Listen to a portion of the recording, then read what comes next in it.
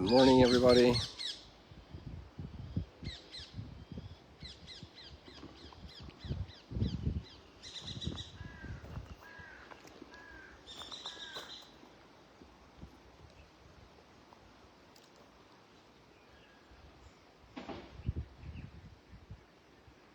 Today we have some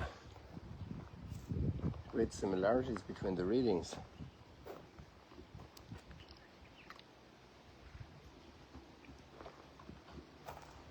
And wonderful message, absolutely wonderful messages. The message of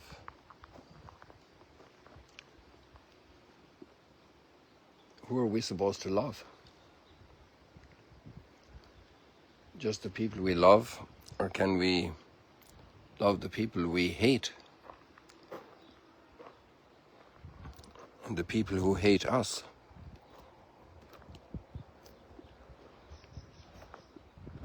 It's a very tough question.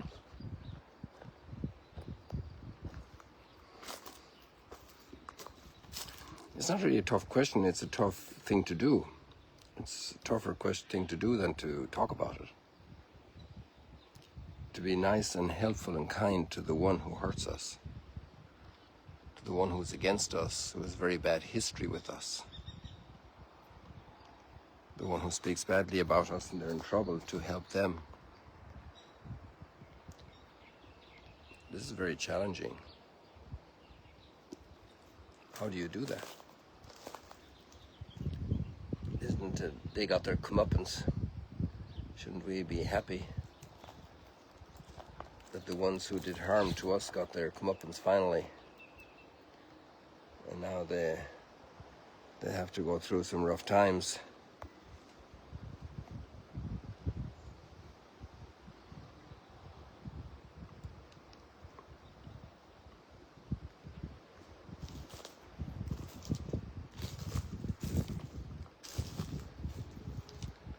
That's the story of Jonah. He has to go and help them who are in a disaster situation, away from God. And the Good Samaritan, somebody that's understandably a Jewish person going from Jerusalem to Jericho. Herod had a big palace in Jericho, the ruins are still there. You can see some of the decoration of the inside of the house even. It's part of the ruins. You can see the reticula decoration style that was in the baths of Caracalla in Rome. Very classical Roman style of interior decoration. And Herod had that in his palace in Jericho.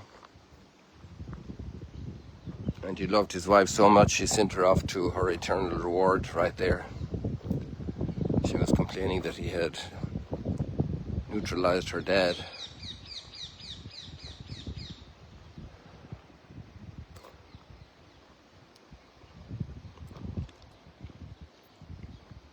So there was a lot of traffic between Jerusalem and Jericho. Presumably a lot of Jewish people would use that road. Also, down that direction, a little bit north of that line, is the hometown of the prophet Jeremiah.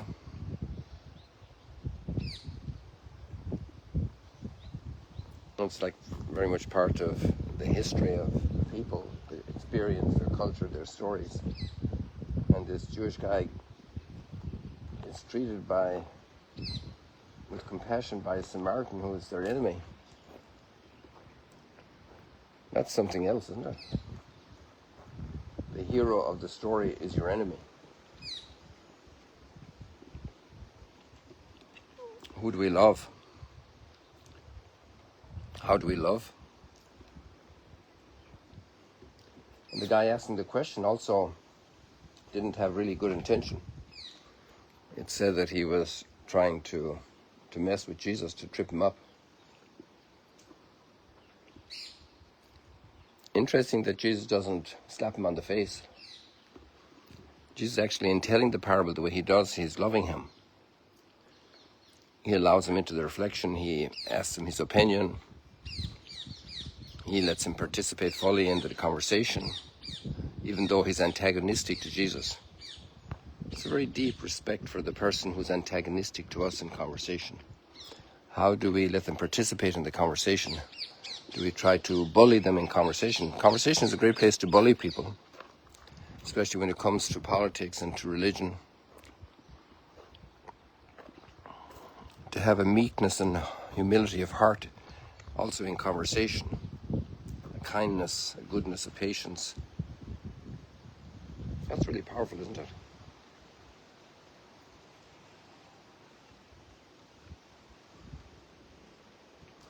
And Jonah's going the opposite direction from God, but that's where the Babylonians were going.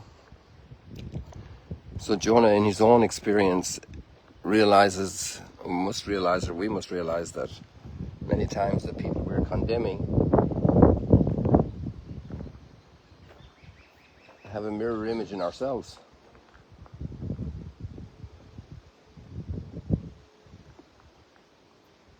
They're acting out of pride. Maybe I'm judging them with pride.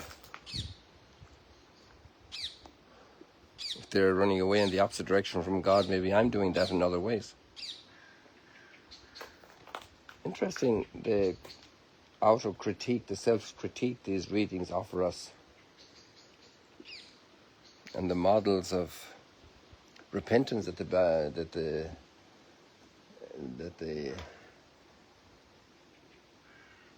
people then show. The model of conversion.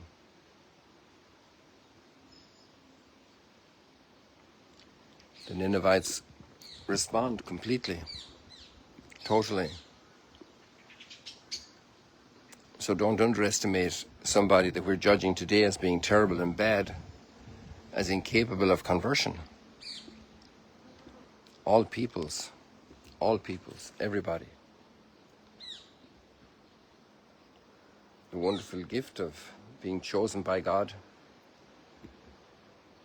is to serve the peoples with goodness, with mercy, not to dominate them, not to judge them.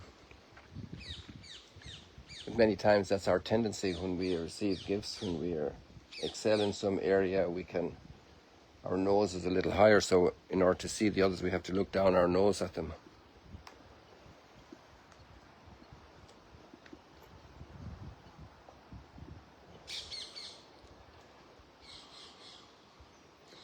And some of us might have a very long nose. We have to look down an awful long way to reach and find them and see them.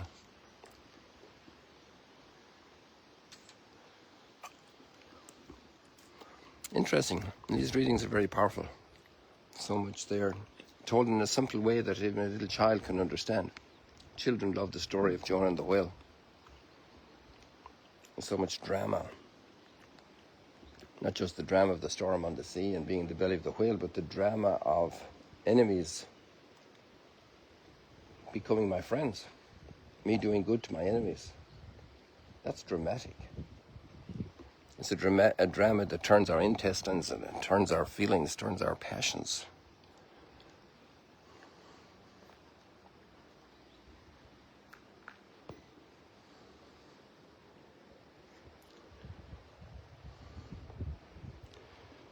He's supposed to go to Nineveh to bring him back to God. And then the text says that Jonah made ready to flee away from the Lord. A wonderful path for a prophet, for a priest, for a teacher, for a catechist, for somebody that has a degree in theology, and they're complaining about everybody. And they've got a degree in the theology of the God who is love, who gave his life for love, and all they do is spend their life complaining that they have been unjustly treated. I wonder if they study theology, but we all have the same challenge, the same problem. We can focus on so many rights and privileges, and our God is a God of mercy and totally no privilege, shedding everything for our good. Amazing, isn't it? Fascinating. Absolutely fascinating.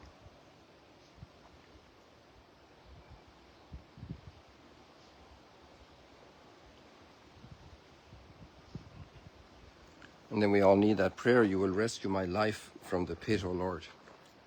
It's actually from Jonah. Isn't that interesting? The entire responsorial psalm is taken from Jonah.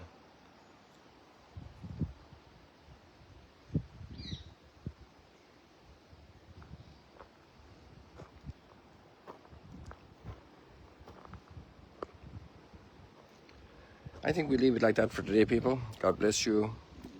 See you later, alligators. Lots and lots to chew on there. I stayed here in front of the house for a little windshield. Some kind people send me something to break the wind, but it doesn't work. I have to see if somebody technical can help me. God bless you. See you later, alligators.